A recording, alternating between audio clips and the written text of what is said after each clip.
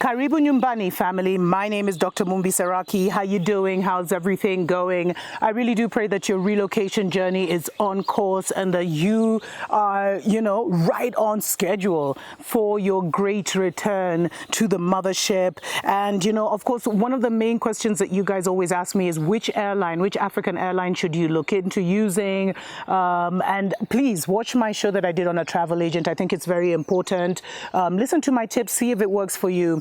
But in fact, there's a recent poll, I think they do this annually, that lists the top 10 airlines in Africa. They did the top 100 in the world, but we just care about our own, you know what I mean? And so no surprise. So I thought I'd share this, and maybe these are some of the airlines that you should look into, booking your return flight with. Of course, we're always looking for pricing. We're always looking for weight allowance. And I know Ethiopian Airlines gives really good baggage allowance, etc., etc. So at number one, of course, was Ethiopian Airlines, the national carrier for Ethiopia, which is based in Addis Ababa. It's one of the leading airlines on the African continent. It serves more than 60 international destinations across Africa, Asia, Europe, and the Middle East, as well as operating an extensive domestic and international cargo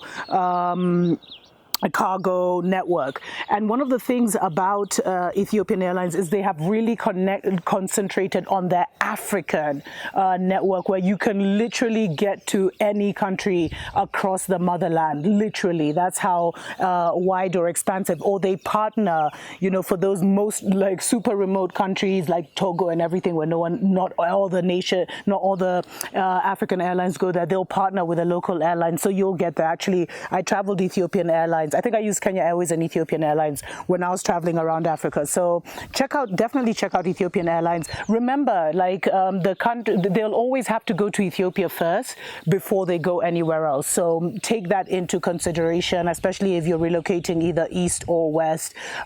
Just be aware of that. I think it's an international rule. Like your airline always has to go to the home and then it can go out. But so just check that for sure. Second was South African Airlines. I've actually never traveled to South Africa or on South African Airlines.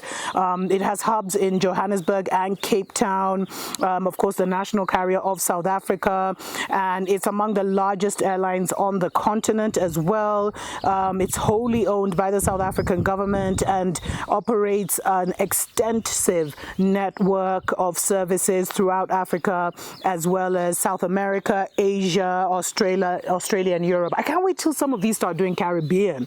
That will be the best. And then on the third, Kenya Airways, came in third. And Kenya Airways, for all of you who may be coming from the divided states and may be coming to East Africa or Kenya, there is actually, I think, a weekly or bi-weekly direct flight from New York to Jomo Kenyatta International Airport. So it's always nice not to have to go through Europe or wherever. But they also, happens to also be one of the top airlines in Africa, one of the, with the widest fleet, etc., etc. And after that was Air Morocco.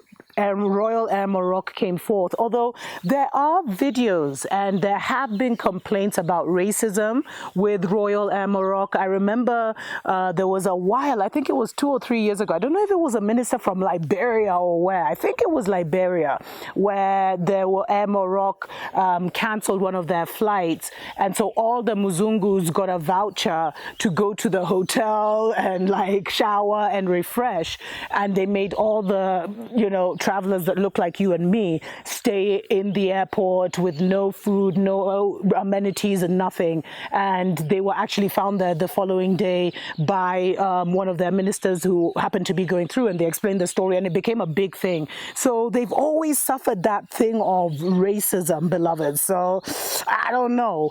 Next is Air Mauritius, and they actually, national flag bearer of Mauritius, based at the capital city of Mauritius, of course. And they have about 100 destinations. And one of the things that gives them such a wide, network is because they partner with a lot of different flights. So that's one of the things I've noticed now with traveling is that you may book a flight on Ethiopian Airlines, and then if you're going to a really remote region, they'll put you on a Kenya Airways flight for your last leg or whatever. Like there's a lot of partnering that goes on. And then number 6 was Air Seychelles, small island.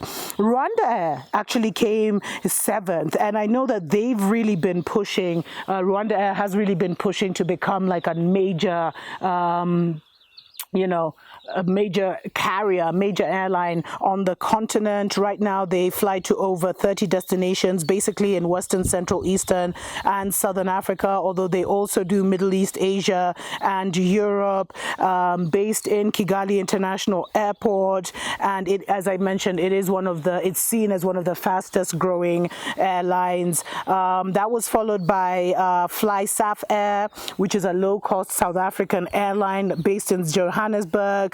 The airline specializes in domestic flights around South Africa primarily, but it flies basically to like Cape Town, Durban, East London, George, Port Elizabeth, and Johannesburg. So you might want to consider, if you're flying within South Africa, it may be a cheaper option. And that brings me to the next point that, there are, like here in Kenya, when we're flying domestically, like if I wanted to fly to Mombasa, like the coastal area or something, I may not actually use Kenya Airways because they don't do local as well sometimes. So there are other local airlines that you might want to get into. Of course, check their track record, make sure that they're safe, because some of these local airlines, the planes aren't as secure. So just make sure that everything is secure, like double check their reviews online. But that might be a cheaper option when you get to the country if you want to move within the country. 9th was Egypt Air. And then 10th was a Fastjet. And Fastjet is basically like a British South African based holding company for a group of low-cost carriers that operate in Africa in different countries.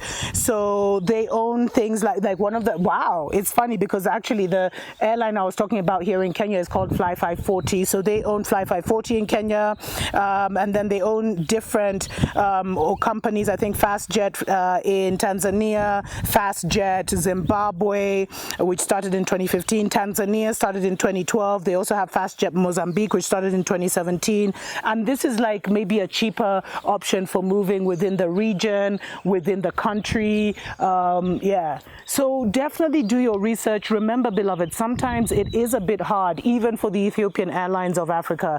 It is sometimes hard to get in touch with these people and change your flights, which is why I really encourage you to get a local travel agent, or you can even just get in touch with the Ethiopian Airlines office, like the physical office in your country, get to know someone, have a direct contact person, so that they will be the one, and you can even look them up from where you are so that they're the ones who are handling your details. And if, in case of anything, in case of any travel hiccups, trust me, that personal connection pays big time.